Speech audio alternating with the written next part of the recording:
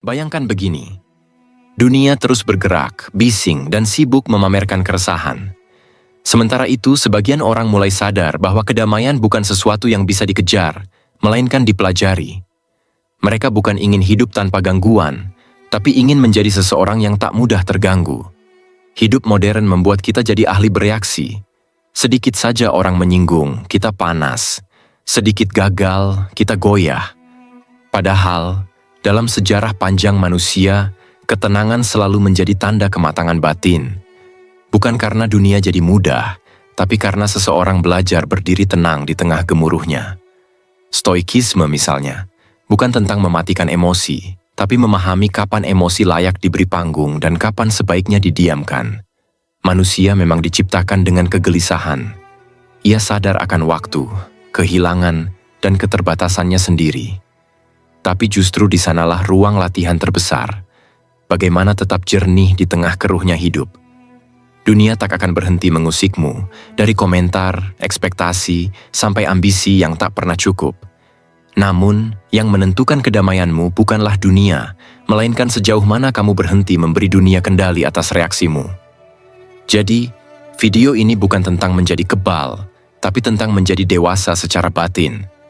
Karena tenang bukan berarti tidak ada badai, melainkan kamu yang memilih tidak ikut berputar di dalamnya. Pastikan kamu menonton sampai akhir, agar tidak kehilangan makna penting dari pembahasan ini. Dan jangan lupa berlangganan, supaya kita bisa terus tumbuh bersama dalam pemahaman yang lebih dalam tentang ketenangan, makna, dan kendali diri. Mari kita mulai. Poin 1. Terimalah kesediaan dalam hidup. Ada satu hal yang sering tidak disadari banyak orang. Hidup tidak berutang pada kita apapun. Ia hanya berjalan. Suka atau tidak, waktu terus melaju, orang datang dan pergi, dan rencana seindah apapun bisa runtuh tanpa permisi. Tapi disinilah letak pelajaran yang paling berat sekaligus paling berharga, kesediaan untuk menerima. Bukan dalam arti pasrah buta, tapi kesediaan untuk melihat kenyataan tanpa menyembunyikannya di balik, nanti juga akan baik-baik saja. Atau, semua terjadi karena alasan tertentu. Kadang memang tidak ada alasan yang jelas, dan itu tak apa. Stoikisme mengajarkan bahwa manusia harus hidup selaras dengan realitas, bukan melawannya dengan delusi harapan kosong. Kalau kamu perhatikan, banyak orang tidak benar-benar menderita karena masalah yang terjadi, tapi karena penolakannya terhadap masalah itu. Ia terus berkata, harusnya tidak begini. Kenapa aku? Kenapa sekarang? Padahal realitas tidak berubah hanya karena kita menolaknya. Yang berubah hanyalah kedamaian batin kita. Sokrates pernah berkata, orang yang tidak puas dengan sedikit, tidak akan pernah puas dengan banyak. Dan kalimat itu bukan tentang kemiskinan atau kekayaan. Ia berbicara tentang sikap batin. Seseorang bisa punya segalanya dan tetap gelisah, karena pikirannya menolak apa yang sedang terjadi. Tapi orang lain, yang hidup sederhana, bisa merasa tenang karena menerima ritme hidupnya. Coba refleksikan sejenak. Berapa banyak energi yang kita habiskan hanya untuk melawan hal-hal yang sebenarnya tidak bisa kita ubah? Cuaca, perilaku orang lain, masa lalu, atau opini publik, semuanya di luar kendali kita. Namun pikiran kita justru sibuk di sana, seperti prajurit yang berperang di medan yang tak akan pernah dimenangkan.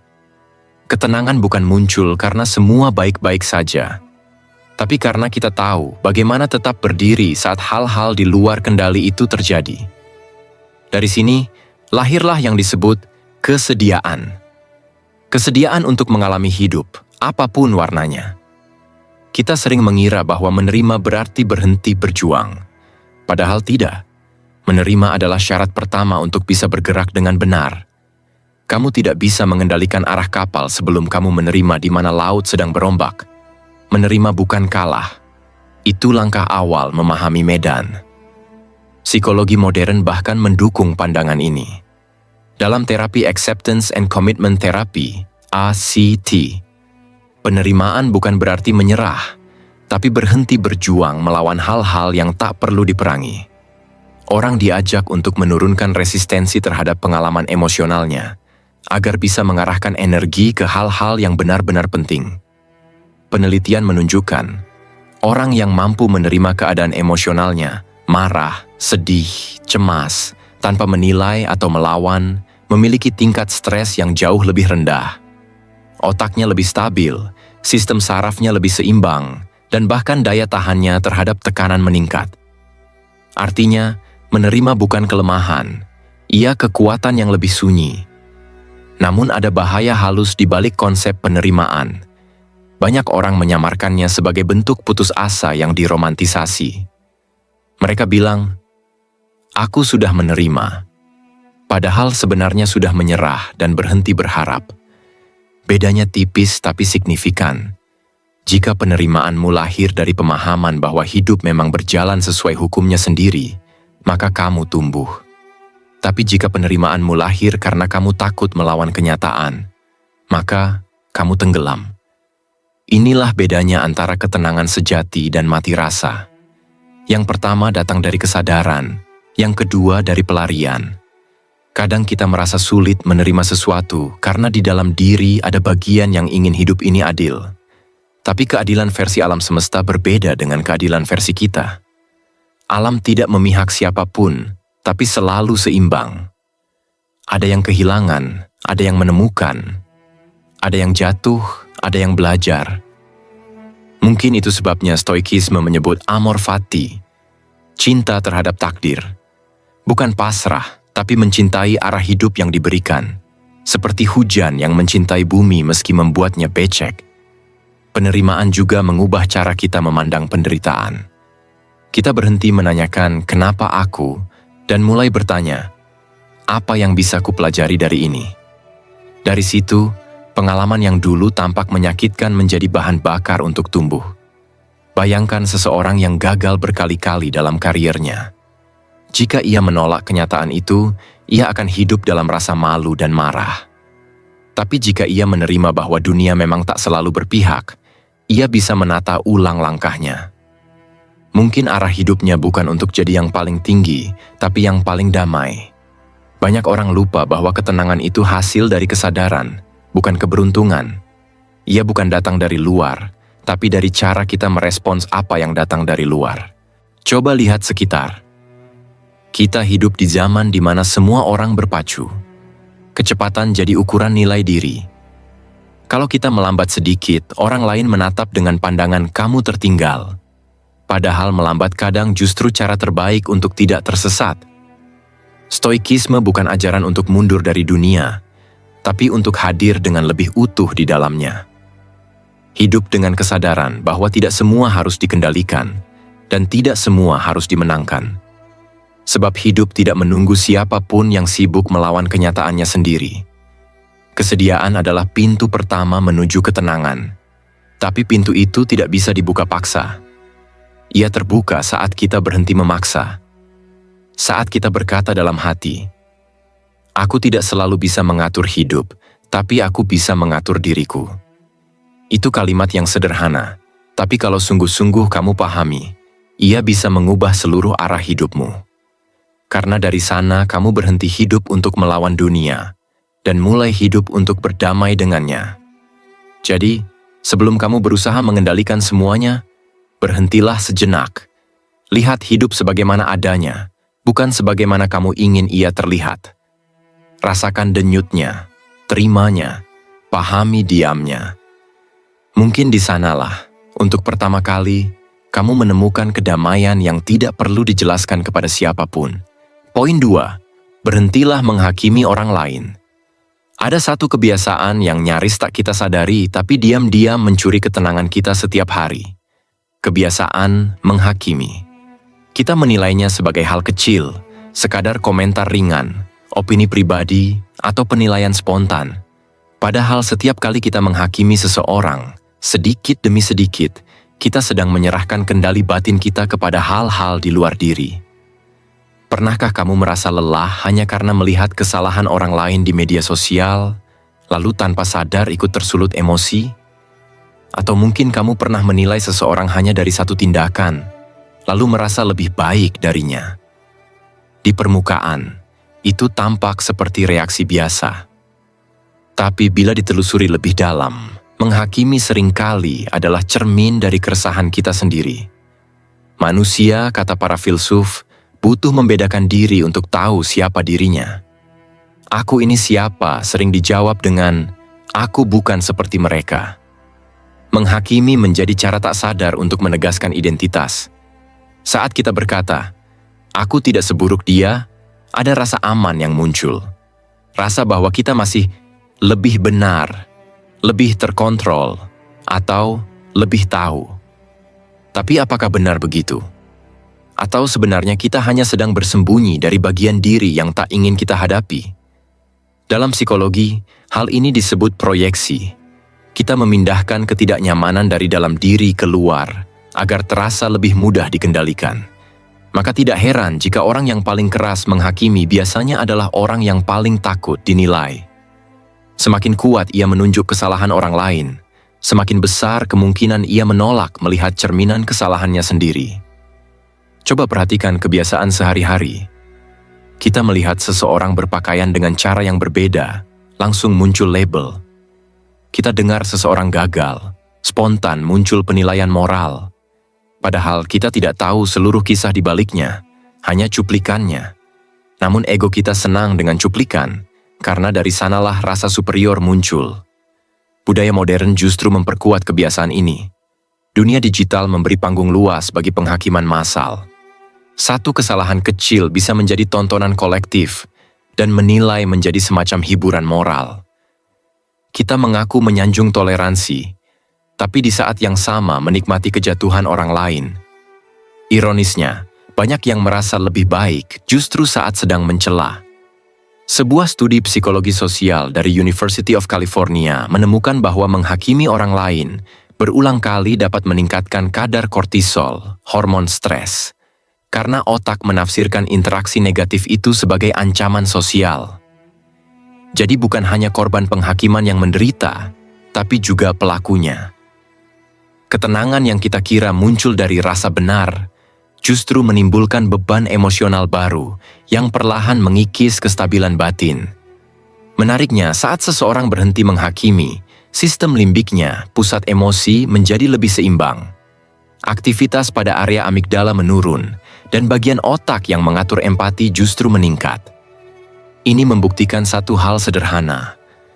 Menahan diri untuk tidak menilai orang lain adalah bentuk perlindungan diri, bukan kelemahan moral. Tapi mungkin kamu bertanya, jika kita berhenti menghakimi, apakah itu berarti kita tak boleh menilai mana yang benar dan salah? Tidak.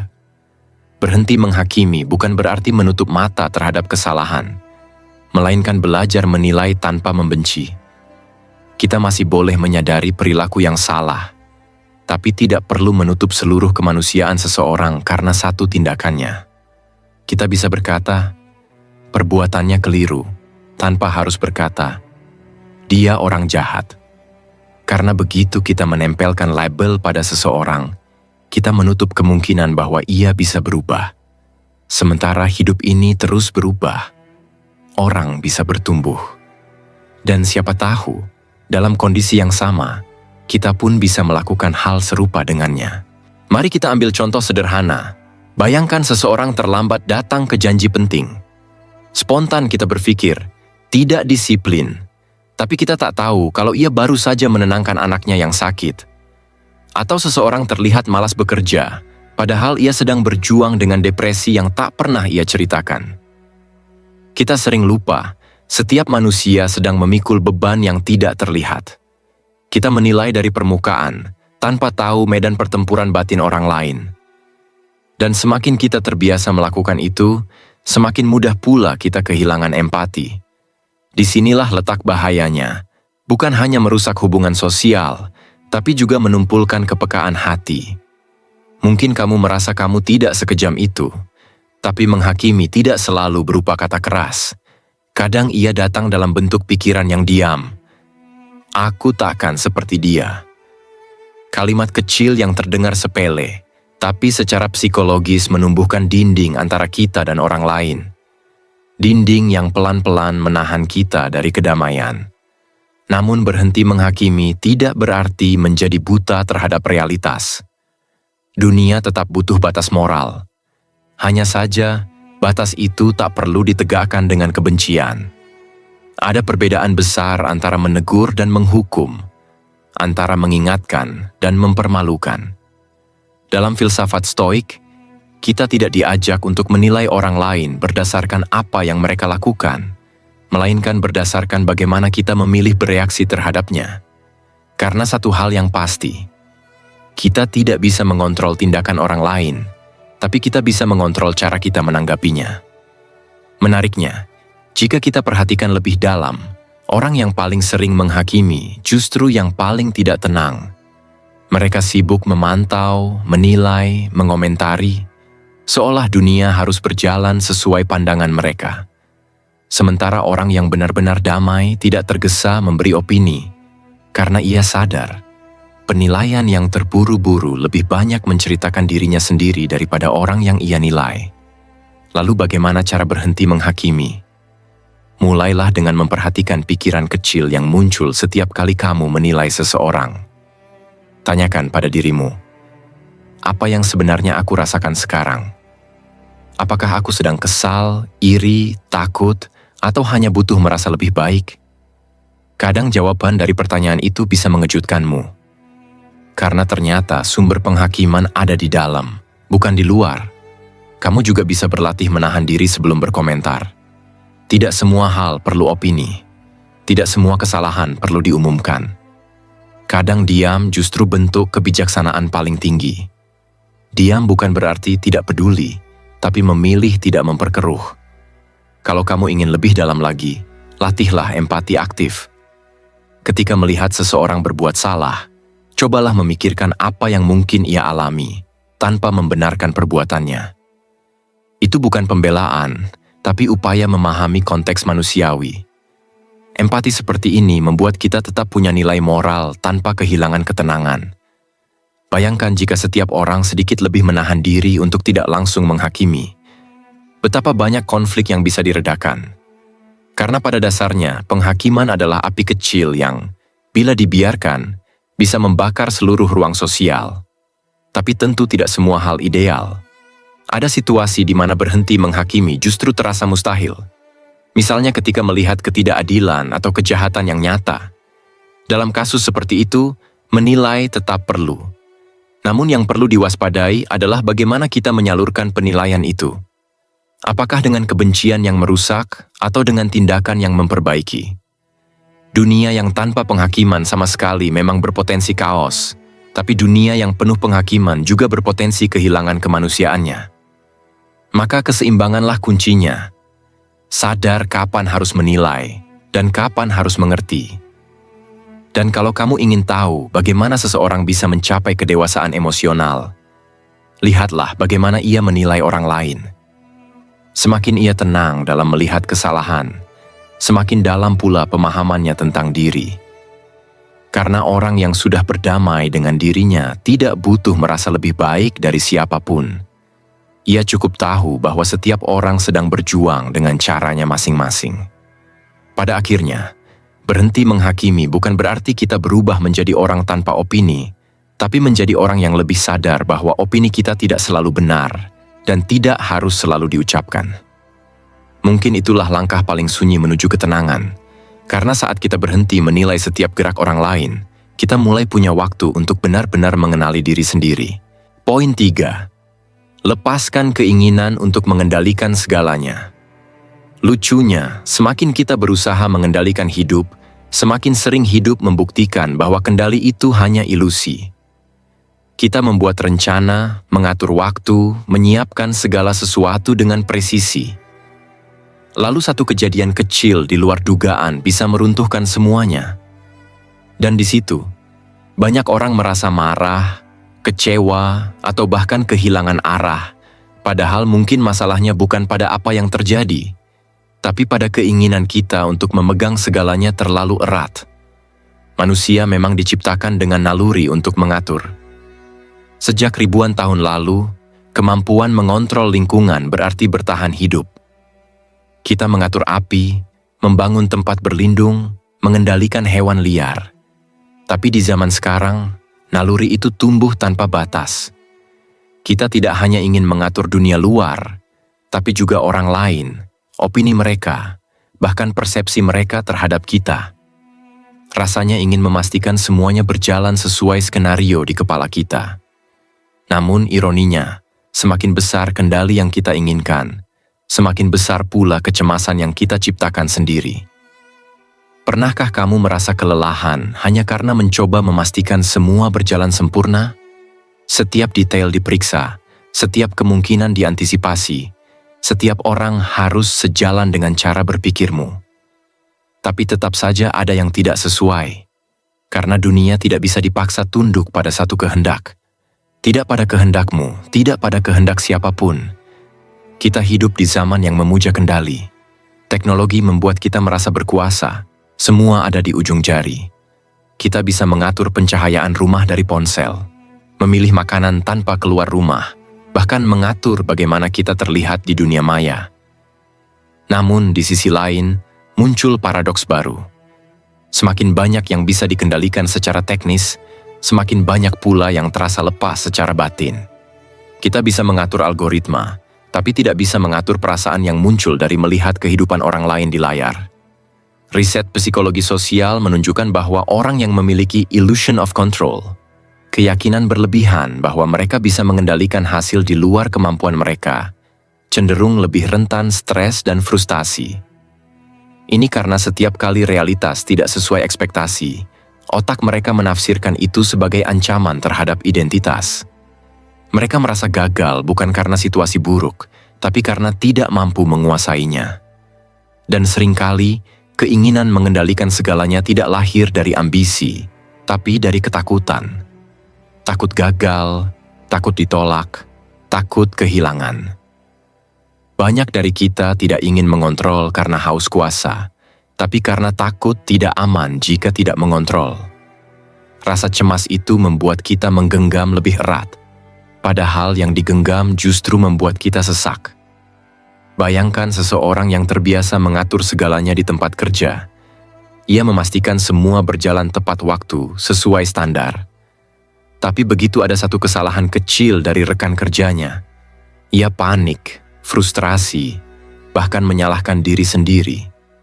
Ia tidak sadar bahwa rasa ingin mengontrol itu bukan tanda tanggung jawab, melainkan refleksi dari rasa takut. Ia ingin memastikan semuanya sempurna karena ia takut kehilangan makna kalau tidak bisa memastikan hasilnya. Tapi hidup tidak dirancang untuk tunduk pada rencana manusia. Dunia tidak bekerja menurut logika personal. Kadang kamu sudah berbuat benar, tapi hasilnya tetap buruk. Kadang kamu sudah berjuang keras, tapi yang kamu dapat justru kehilangan. Dan dalam ketidakteraturan itu, Stoikisme mengajarkan, lepaskan yang di luar jangkauanmu, dan fokus pada yang bisa kamu kendalikan, pikiranmu, reaksi batinmu, keputusanmu. Marcus Aurelius menulis, jika sesuatu di luar kendalimu, jangan biarkan ia mencuri kendalimu atas pikiranmu. Itu bukan sekadar kalimat filosofis, tapi strategi mental. Karena satu-satunya kendali sejati yang kita punya hanyalah bagaimana kita memilih bereaksi terhadap kenyataan. Mungkin sulit, karena kita tumbuh di dunia yang mengukur nilai diri dari seberapa besar pengaruh yang kita miliki. Dunia kerja memuji mereka yang menguasai situasi. Dunia sosial menyanjung mereka yang mampu mengatur semuanya. Tapi ada titik di mana kontrol berubah menjadi penjara. Kamu mulai kehilangan spontanitas, kehilangan rasa hidup, karena segalanya harus aman dan terprediksi. Padahal ketenangan sering lahir dari keberanian untuk membiarkan sesuatu terjadi tanpa perlu memaksanya. Itu bukan sikap pasif, itu bentuk kepercayaan pada ritme alami hidup. Saat kamu belajar melepaskan, kamu memberi ruang pada diri sendiri untuk bernapas, berpikir jernih, dan menilai ulang apa yang sebenarnya penting. Ada satu eksperimen menarik dari Harvard tentang flow state, keadaan ketika seseorang benar-benar tenggelam dalam aktivitasnya tanpa merasa cemas. Para peneliti menemukan bahwa kondisi itu muncul justru ketika seseorang berhenti berusaha mengendalikan hasil dan mulai sepenuhnya hadir dalam proses. Ketika fokus bergeser dari apa hasilnya nanti menjadi apa yang bisa kulakukan sekarang. Begitu pula dalam hidup. Semakin kamu fokus pada hasil, semakin kamu gelisah. Tapi semakin kamu fokus pada tindakanmu saat ini, semakin kamu tenang. Tentu saja, ada sisi lain dari hal ini yang perlu kita sadari.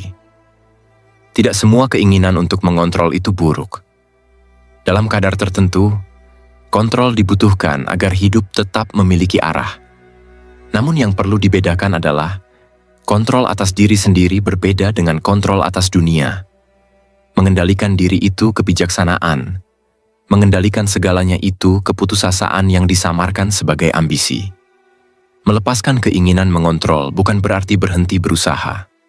Kamu tetap bekerja keras, tetap merencanakan, tetap bertanggung jawab. Bedanya, kamu tidak lagi menggantungkan ketenanganmu pada hasilnya. Kamu memberi ruang bagi kemungkinan lain, bagi kesalahan, bagi hal-hal yang tidak berjalan sesuai rencana tanpa kehilangan arah. Coba lihat orang-orang yang benar-benar matang secara emosional. Mereka jarang panik saat keadaan berubah. Tidak karena mereka tidak peduli, tapi karena mereka sudah berdamai dengan fakta bahwa hidup memang tidak bisa dikunci. Mereka punya rencana, tapi tidak menggantungkan kebahagiaan pada rencana itu. Ada kesadaran bahwa yang tidak bisa dikontrol bukan ancaman, melainkan bagian dari tatanan hidup yang lebih luas. Kadang, yang kamu butuhkan bukan lebih banyak kontrol, tapi lebih banyak kepercayaan. Bukan kepercayaan buta pada nasib, tapi kepercayaan bahwa kamu cukup kuat untuk menghadapi apapun yang terjadi, bahkan yang tidak kamu pilih. Mari renungkan. Berapa banyak hal dalam hidupmu yang sebenarnya bukan milikmu untuk dikendalikan, tapi kamu masih berusaha menguasainya. Orang yang kamu cintai, keputusan mereka, opini orang lain tentangmu, masa depan yang belum datang. Semua itu, jika terus kamu genggam, hanya akan melahirkan rasa frustrasi yang tak berujung. Jadi mungkin, ketenangan tidak datang dari keberhasilan mengatur segalanya, melainkan dari keberanian untuk berkata, "Aku sudah berusaha sebaik mungkin, dan sisanya biarlah hidup berjalan sebagaimana mestinya." Karena saat kamu berhenti melawan arus yang tidak bisa kamu ubah, kamu tidak tenggelam, kamu justru mulai mengapung. Kamu mulai memahami bahwa ketidakpastian bukan musuh, tapi ruang di mana hidup menunjukkan kebijaksanaannya.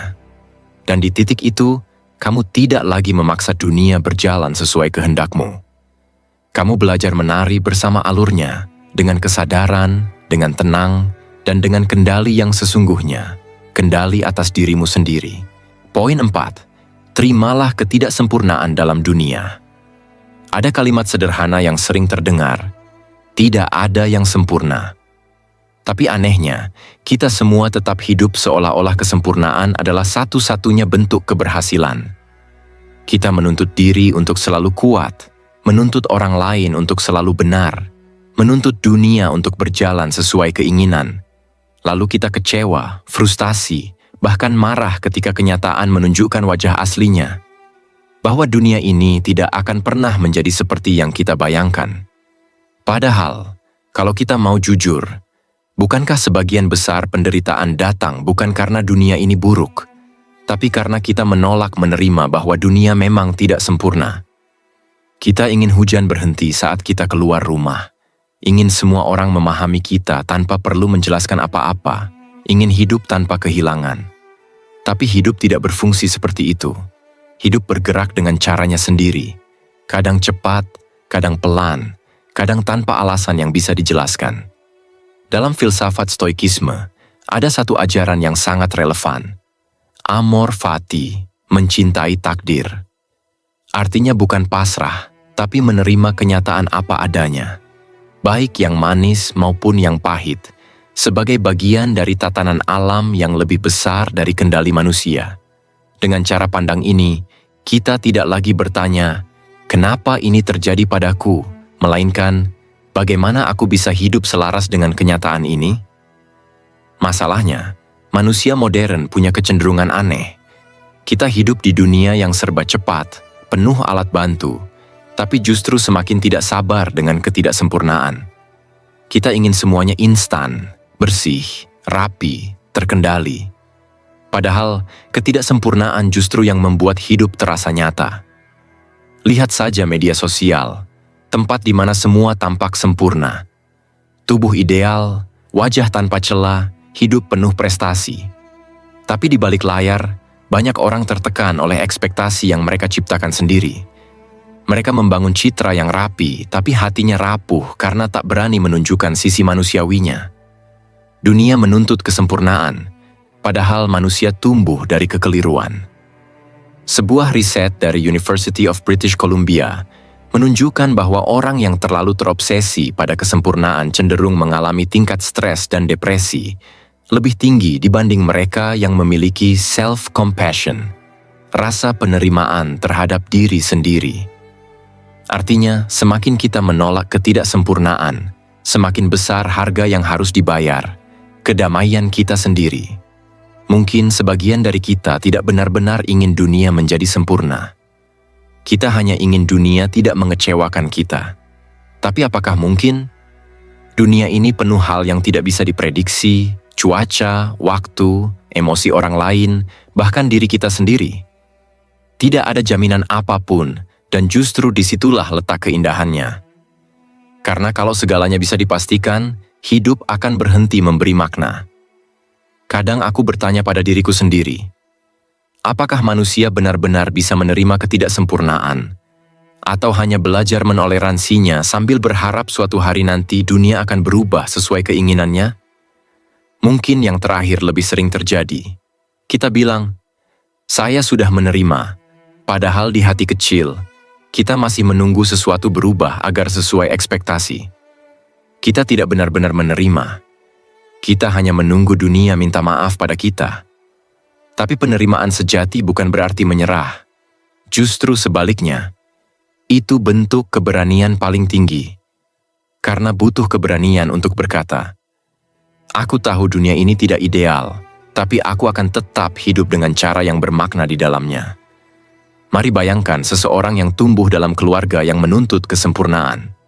Sejak kecil ia diajarkan bahwa cinta harus dibuktikan lewat keberhasilan. Ia tumbuh menjadi orang dewasa yang takut salah, takut gagal, takut terlihat lemah. Setiap kesalahan terasa seperti pengkhianatan terhadap harga dirinya. Tapi suatu hari, ia mulai sadar. Mungkin yang membuatnya lelah bukan dunia yang keras, melainkan dirinya sendiri yang terus menolak jadi manusia biasa. Ia mulai belajar menerima bahwa gagal bukan berarti hancur, bahwa tidak semua orang harus menyukainya, bahwa tidak semua hal berjalan rapi, dan itu tidak membuat hidupnya berkurang nilainya. Mungkin disitulah titik balik yang sebenarnya, saat seseorang tidak lagi sibuk menutupi retakannya, tapi mulai belajar mencintai retakan itu. Karena seperti vas pecah yang disatukan dengan emas dalam seni kintsugi, justru dari celah itulah keindahan sejati muncul. Kita sering berpikir ketidaksempurnaan adalah cacat, padahal mungkin itu keseimbangan.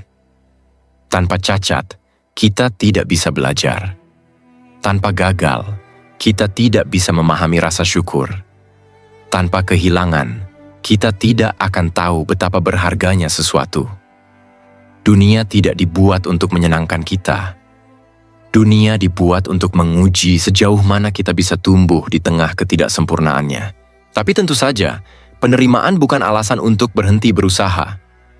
Ini bukan tentang, ya sudah, biar saja kacau. Bukan. Ini tentang menyadari batas. Tentang tahu kapan harus memperbaiki dan kapan harus membiarkan. Tentang tahu bahwa tidak semua masalah harus diselesaikan sekarang, dan tidak semua kesalahan butuh disesali selamanya. Dalam kehidupan nyata, ketidaksempurnaan itu bisa sesederhana hubungan yang tidak selalu harmonis, pekerjaan yang tidak selalu dihargai, atau tubuh yang tidak selalu sesuai ideal. Tapi bukankah justru dari hal-hal itu kita belajar sabar, empati, dan ketulusan? Mari kita lihat dunia kerja, misalnya. Budaya kompetitif sering menanamkan keyakinan bahwa yang kuat adalah yang tidak pernah gagal. Padahal riset menunjukkan bahwa individu yang mampu menerima kesalahan dan belajar darinya cenderung memiliki ketahanan mental lebih tinggi dan kreativitas lebih luas. Mereka yang mengizinkan diri tidak sempurna justru lebih adaptif menghadapi perubahan. Begitu juga dalam hubungan antar manusia. Jika kamu selalu berharap pasanganmu sempurna, kamu akan terus kecewa. Tapi jika kamu menerima bahwa manusia bisa salah, kamu akan belajar mengasihi dengan lebih dalam. Dan mungkin, itulah bentuk cinta yang paling dewasa. Menerima seseorang bukan karena dia sempurna, tapi karena kamu tahu, ia manusia yang sama rapuhnya denganmu. Ada dua sisi dalam menerima ketidaksempurnaan, sisi lembut dan sisi tajam. Sisi lembut adalah ketenangan batin, rasa damai karena tidak perlu terus membuktikan diri. Sisi tajamnya adalah keberanian untuk jujur bahwa kita masih ingin menjadi lebih baik, tanpa menolak keadaan yang sekarang.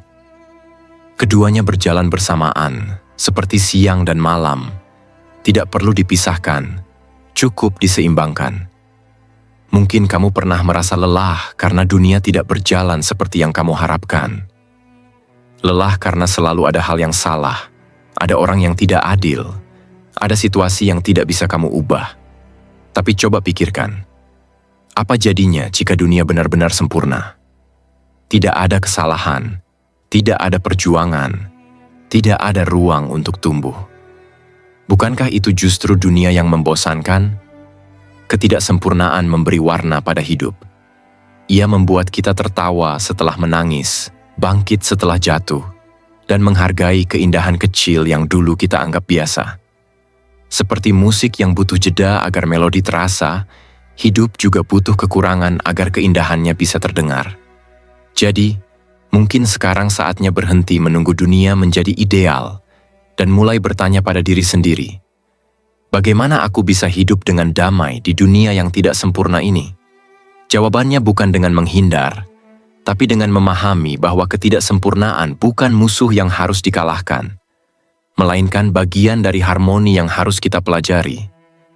Karena pada akhirnya, bukan kesempurnaan yang membuat hidup indah, tapi cara kita menerima bahwa segala sesuatu, termasuk diri kita sendiri, selalu dalam proses menjadi. Poin 5. Ambillah tanggung jawab atas perasaanmu sendiri. Ada hal yang jarang diajarkan pada kita sejak kecil, bahwa perasaan yang kita rasakan bukan tanggung jawab orang lain. Dunia bisa memicu, tapi bukan mereka yang mengendalikan isi batin kita. Ironisnya, kebanyakan dari kita tumbuh dengan keyakinan sebaliknya. Kita mengira ketenangan datang dari sikap orang lain, padahal seringkali yang membuat kita menderita bukan tindakan mereka, melainkan cara kita memaknainya. Ketika seseorang mengkritikmu, apakah yang melukaimu benar-benar kata-katanya atau interpretasimu tentang kata itu? Seringkali bukan situasinya yang berat, tapi reaksi batin yang terlalu cepat menilai. Kita marah karena ingin diakui. Kita kecewa karena merasa tidak dianggap. Kita sedih karena menaruh ekspektasi pada hal yang sebenarnya tidak pernah dijanjikan. Dan tanpa sadar, kita menyerahkan kendali hidup kepada hal-hal di luar diri sendiri. Dalam stoikisme, ada prinsip sederhana. Manusia tidak diganggu oleh hal-hal yang terjadi, tapi oleh opini mereka terhadap hal itu. Epictetus mengingatkan bahwa penderitaan bukan hasil dari peristiwa, tapi dari pikiran kita tentang peristiwa itu. Artinya, setiap kali kamu merasa tersinggung, terluka, atau kecewa, ada ruang kecil di antara peristiwa dan reaksimu. Ruang itu adalah kebebasan. Di sanalah kamu memilih, apakah akan menjadi korban keadaan atau pengelola dari batinmu sendiri. Namun tentu, mengambil tanggung jawab atas perasaan tidak berarti kamu harus selalu kuat dan tidak boleh merasa. Emosi bukan musuh. Mereka adalah pesan. Marah menunjukkan ada batas yang dilanggar. Sedih mengingatkan ada kehilangan yang perlu diterima. Takut memperingatkan bahaya yang perlu disadari. Yang membuat emosi menjadi beban bukan keberadaannya, melainkan ketika kita menolak memahami pesannya. Banyak penelitian psikologi menunjukkan bahwa manusia yang memiliki kemampuan self-regulation tinggi, mampu mengenali dan mengelola emosi sendiri, lebih tenang dalam menghadapi tekanan dan lebih resilient terhadap kegagalan. Tapi ini bukan kemampuan yang datang dengan sendirinya. Ia lahir dari latihan sadar untuk berhenti menyalahkan orang lain atas perasaan yang muncul. Kita hidup di dunia yang menuntut kita tampil positif setiap waktu, bahkan ketika batin sebenarnya tidak baik-baik saja. Fenomena ini disebut toxic positivity, di mana kesedihan dianggap kelemahan, kemarahan dianggap tidak sopan, dan kecewa dianggap tanda kegagalan. Akibatnya, banyak orang justru kehilangan kejujuran terhadap dirinya sendiri. Mereka tersenyum untuk diterima, tapi hancur diam-diam di dalam. Padahal, tanggung jawab emosional bukan berarti menekan emosi, melainkan jujur terhadapnya tanpa menjadikannya penguasa diri.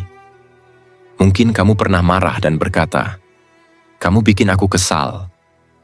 Tapi kalau dipikir ulang, yang sebenarnya terjadi bukan mereka membuatmu kesal, melainkan kamu memilih untuk kesal terhadap apa yang mereka lakukan. Memang menyakitkan mengakuinya, tapi disitulah letak kebebasan batin. Karena selama kamu percaya bahwa orang lain penyebab emosimu, kamu akan terus menjadi tawanan perilaku mereka. Mari lihat contoh sederhana. Seorang rekan kerja tidak menghargai idemu dalam rapat. Dua pilihan muncul. Kamu bisa tersinggung, merasa diremehkan, dan membawa kemarahan itu sepanjang hari. Atau kamu bisa berkata pada diri sendiri, "Saya tidak bisa mengendalikan sikapnya, tapi saya bisa mengendalikan makna yang saya berikan." Mungkin dia tidak setuju karena pandangannya berbeda, bukan karena ia merendahkanmu. Ketika kamu mengubah tafsir, emosimu ikut berubah. Dan di titik itu, kamu sedang mengambil kembali kendali atas batinmu. Menariknya, data menunjukkan bahwa hampir 70% konflik interpersonal terjadi bukan karena masalah substansi, tapi karena cara orang bereaksi terhadap emosi mereka sendiri. Orang tidak bertengkar karena perbedaan, tapi karena cara mereka memaknai perbedaan itu. Jadi, setiap kali kamu belajar mengatur reaksimu, kamu sebenarnya sedang menurunkan potensi konflik bukan hanya dalam dirimu, tapi juga di dunia sekitarmu. Tentu, tidak mudah untuk sampai di titik itu. Kadang kita begitu terbiasa menaruh tanggung jawab di luar diri. Aku sedih karena dia pergi. Aku marah karena mereka tidak menghargai aku. Aku kecewa karena dunia tidak adil. Semua kalimat itu terdengar manusiawi, tapi perlahan mengikis kendali pribadi. Jika setiap emosi tergantung pada faktor eksternal, maka kedamaian pun akan bergantung pada hal yang tidak bisa kamu pastikan. Mengambil tanggung jawab atas perasaanmu berarti berani menghadapi kenyataan bahwa kamu tidak bisa mengatur dunia, tapi bisa mengatur responmu terhadapnya. Itu bukan sikap dingin atau acuh, justru sebaliknya, itu tanda kedewasaan emosional. Kamu tetap bisa mencintai, tetap bisa peduli, tapi tanpa kehilangan kendali atas dirimu sendiri. Karena pada akhirnya, ketenangan bukan tentang mematikan emosi, tapi tentang memiliki kekuatan untuk tidak terseret olehnya. Dunia boleh berisik, orang boleh berubah, tapi batinmu tetap milikmu.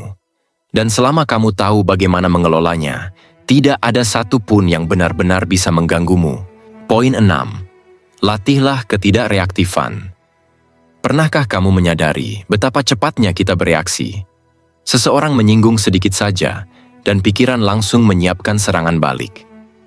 Sebuah komentar di media sosial terasa menusuk, dan tanpa berpikir panjang, tangan kita sudah siap membalas. Manusia modern hidup di era kecepatan, di mana reaksi dianggap tanda eksistensi. Tapi anehnya, semakin cepat kita bereaksi, semakin sering kita kehilangan kendali atas diri sendiri. Ketidakreaktifan bukan tentang diam, bukan pula tentang menekan perasaan. Ia adalah kemampuan untuk menunda keputusan batin, memberi jarak sejenak antara stimulus dan respon. Dalam jarak itulah kebijaksanaan tumbuh. Marcus Aurelius menulis, "Jika kamu disakiti oleh sesuatu di luar dirimu, rasa sakit itu bukan karena hal itu sendiri, tapi karena penilaianmu terhadapnya." Kalimat itu sederhana tapi mematikan ego, karena ia menelanjangi fakta bahwa bukan dunia yang membuat kita menderita, tapi bagaimana kita menanggapinya.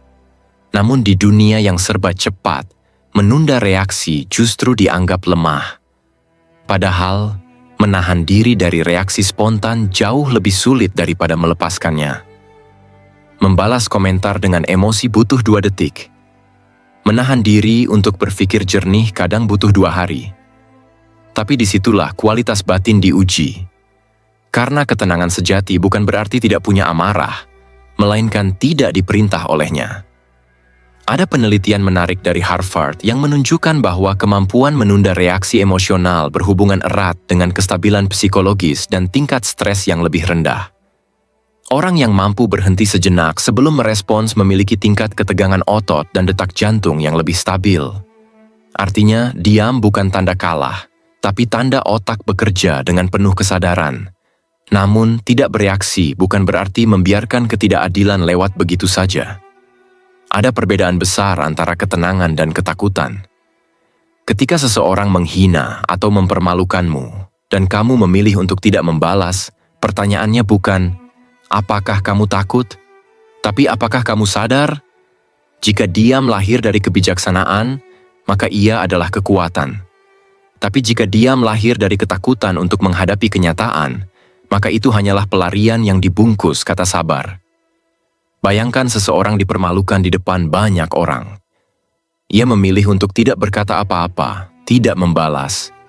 Orang akan menilai, ia lemah. Tapi apakah benar? Mungkin tidak. Karena diam bisa jadi bentuk perlawanan yang lebih dalam. Perlawanan terhadap impuls diri sendiri. Mungkin ia tahu, melawan saat emosi sedang mendidih hanya akan memperpanjang luka. Ia menunggu sampai pikirannya jernih, baru menentukan langkah. Itu bukan penaklukan orang lain, itu penaklukan diri sendiri. Dalam banyak kasus, ketenangan yang salah tafsir sering dianggap dingin, tapi justru di sanalah letak kematangan.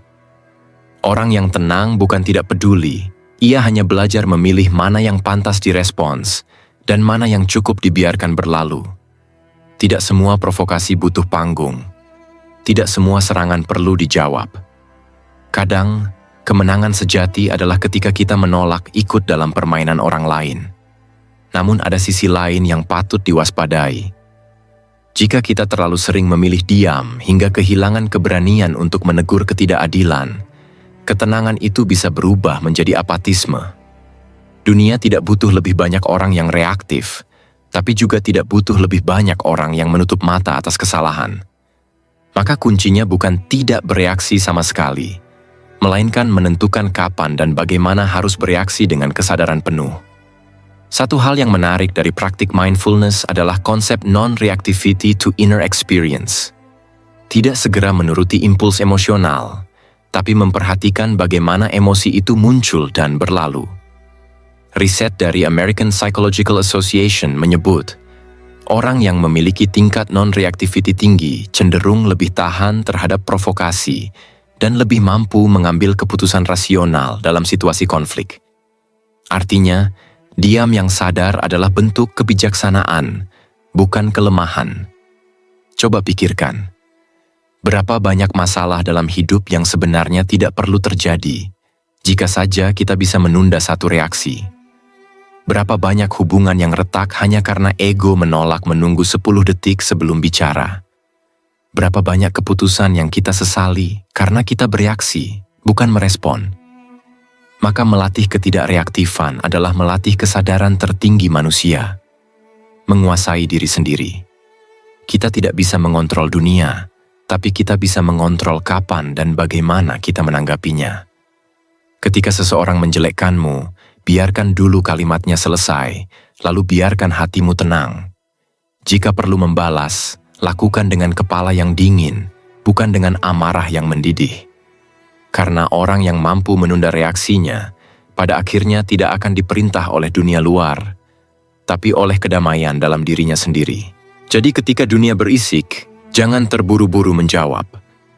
Terkadang, ketenanganmu adalah jawaban paling tajam yang bisa kau berikan. Poin 7. Temukan kebahagiaan dalam ketulusan tanpa pamrih. Kita hidup di zaman di mana kebaikan seringkali tampak seperti sebuah pertunjukan. Seseorang memberi bantuan, lalu mengabadikannya di kamera. Seseorang menolong orang lain, tapi memastikan semua orang tahu bahwa dialah penolongnya. Mungkin kita tak bisa sepenuhnya menyalahkan itu, karena di dunia yang haus pengakuan, ketulusan kadang butuh panggung agar dianggap nyata. Tapi di titik tertentu, kita mulai kehilangan esensinya. Kita lupa rasanya memberi tanpa ingin dilihat. Ketulusan sejati adalah saat seseorang memilih berbuat baik tanpa perhitungan, tanpa pamrih, dan tanpa mengharapkan imbalan, bahkan sekadar ucapan terima kasih. Ia memberi bukan karena ingin merasa penting, tapi karena sadar bahwa kebaikan itu bagian dari dirinya. Namun, jujurlah sebentar, berapa banyak dari kita yang bisa melakukan itu sepenuhnya?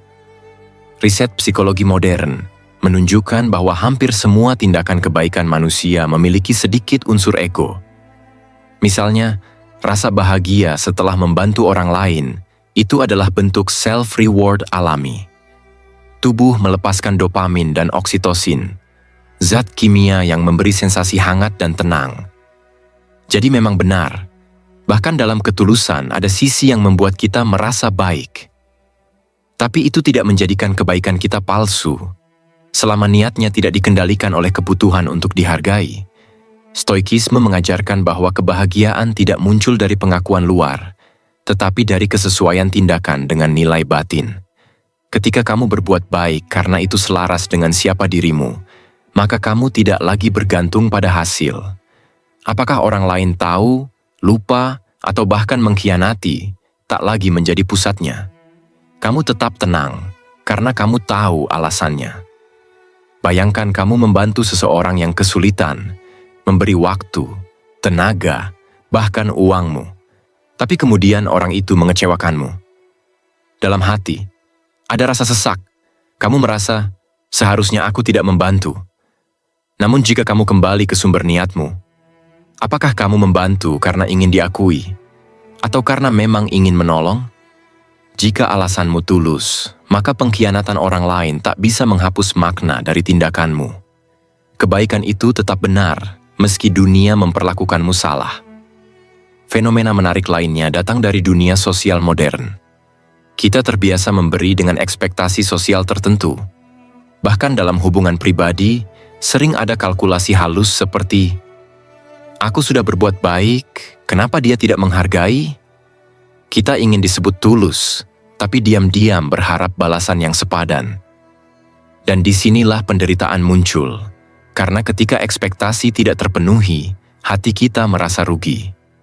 Padahal, ketulusan sejati bukan investasi, melainkan pengakuan sederhana bahwa nilai kita tidak tergantung pada balasan. Bukan berarti memberi tanpa pamrih itu harus meniadakan diri sendiri. Ketulusan bukan berarti membiarkan diri dimanfaatkan.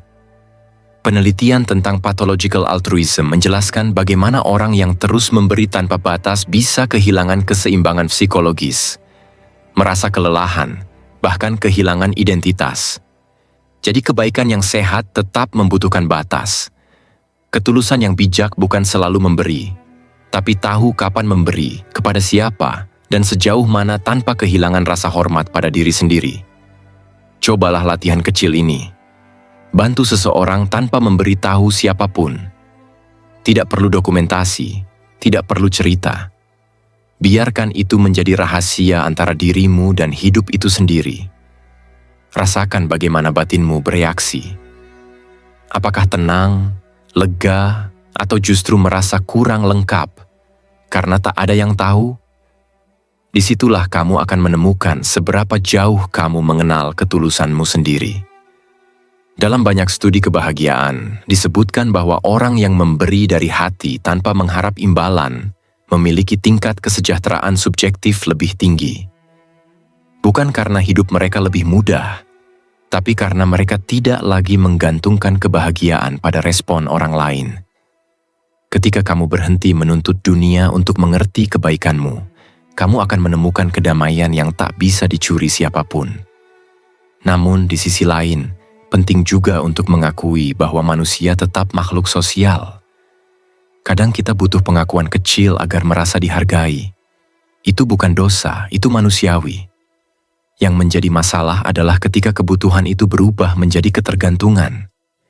Ketika tanpa pengakuan, kita kehilangan arah. Maka rahasia kebahagiaan dalam ketulusan adalah keseimbangan. Memberi dari cinta, tapi tetap menjaga diri, agar tidak habis oleh dunia yang tidak selalu tahu berterima kasih.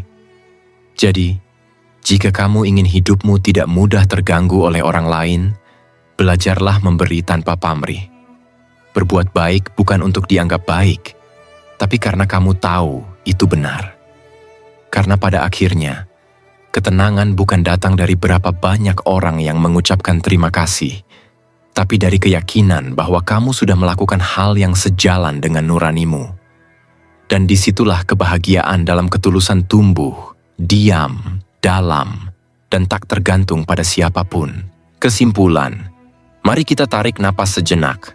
Segala yang telah dibahas, dari menerima hidup apa adanya, berhenti menghakimi, melepaskan kendali, hingga menemukan ketulusan, pada dasarnya mengarah ke satu hal, kedewasaan batin. Sebuah kondisi di mana kamu tak lagi hidup dalam tarik-menarik antara ego dan ekspektasi dunia. Banyak orang mengira ketenangan adalah hadiah dari dunia yang damai. Tapi jika kita menunggu dunia berhenti berisik untuk bisa tenang, kita akan menua dalam kegelisahan. Dunia tidak akan berhenti mengusik. Orang-orang akan tetap punya opini, situasi akan terus berubah, dan keadilan tak selalu memihak. Namun di tengah semua itu, manusia tetap punya satu ruang yang tidak bisa disentuh siapapun. Ruang batin yang memilih bagaimana menafsirkan segalanya. Epictetus pernah mengatakan, "It's not what happens to you, but how you react to it that matters." Dan kini, setelah kita membahas semuanya, kalimat itu terasa lebih dari sekadar kutipan. Ia adalah kunci. Secara psikologis, kemampuan untuk menjaga ketenangan batin bukanlah bakat, tapi hasil dari pelatihan kognitif yang konsisten. Studi dari Harvard dan University of Wisconsin menunjukkan bahwa individu yang rutin melatih kesadaran diri dan pengendalian emosi mengalami penurunan kadar kortisol, hormon stres, hingga 30%. Artinya, kemampuan menenangkan diri bukan hal abstrak. Itu biologis, nyata, bisa dibangun. Namun, ada sisi lain yang jarang dibicarakan. Ketenangan juga bisa menipu. Kadang, seseorang terlihat tenang bukan karena damai, tapi karena sudah lelah berperang. Ia mematikan emosinya agar tak merasa. Ini bukan ketenangan, melainkan kelelahan emosional yang disamarkan sebagai kebijaksanaan. Maka penting untuk bertanya pada diri sendiri, apakah aku benar-benar tenang atau aku hanya berhenti peduli? Ketenangan sejati tidak membuatmu mati rasa. Ia justru memperluas perasaanmu tanpa kamu tenggelam di dalamnya. Kamu tetap bisa marah, kecewa, sedih, tapi kamu tak diperintah olehnya. Kamu tidak menolak dunia, kamu hanya memilih tidak hanyut bersamanya. Inilah bedanya stoikisme dengan apatisme. Stoik bukan berarti membeku, ia tetap hidup, tapi dengan kesadaran penuh akan batasnya. Kita hidup di era yang mengagungkan kebisingan. Semua ingin didengar, semua ingin dibuktikan. Tapi orang yang benar-benar kuat justru tahu kapan harus diam. Bukan karena tak punya suara, tapi karena tak semua hal pantas mendapat respons. Ketika seseorang menghina, kamu bisa memilih untuk tidak masuk ke permainan yang sama. Ketika hidup mengguncang, kamu bisa memilih untuk tidak runtuh bersama guncangan itu. Dan pilihan itu bukan tanda kelemahan, tapi kekuatan yang tak bisa dipamerkan di media sosial. Mari berpikir realistis, kamu tidak akan selalu bisa tenang. Ada hari di mana emosi akan meledak, di mana kata-kata orang lain terasa menusuk. Tapi setiap kali kamu sadar bahwa kamu masih bisa memilih cara merespons, disitulah latihanmu berhasil. Karena ketenangan bukan tentang tidak pernah goyah, melainkan tahu bagaimana kembali ke pusat dirimu setiap kali badai datang. Bayangkan hidupmu seperti danau. Airnya bisa bergelombang karena angin, tapi dasar danau tetap tenang. Begitu pula dengan batin manusia. Dunia luar bisa kacau, tapi jika dasar dirimu kuat, permukaan yang beriak tak akan menghancurkan kedalamanmu. Kamu tidak perlu menjadi sempurna untuk bisa tenang. Cukup sadar bahwa kamu punya kendali atas dirimu, bukan atas dunia. Cukup tahu bahwa kamu bisa memberi tanpa kehilangan diri sendiri. Cukup mengerti bahwa tidak semua harus dimenangkan. Kadang yang perlu adalah dilepaskan. Pada akhirnya, tenang bukan soal bagaimana kamu mengatur dunia di luar sana, tapi bagaimana kamu menata dunia di dalam dirimu. Dan ketika kamu berhasil melakukannya, kamu tak hanya belajar untuk hidup tanpa terganggu oleh orang lain. Kamu belajar untuk hidup dengan damai, bahkan di tengah dunia yang terus berisik.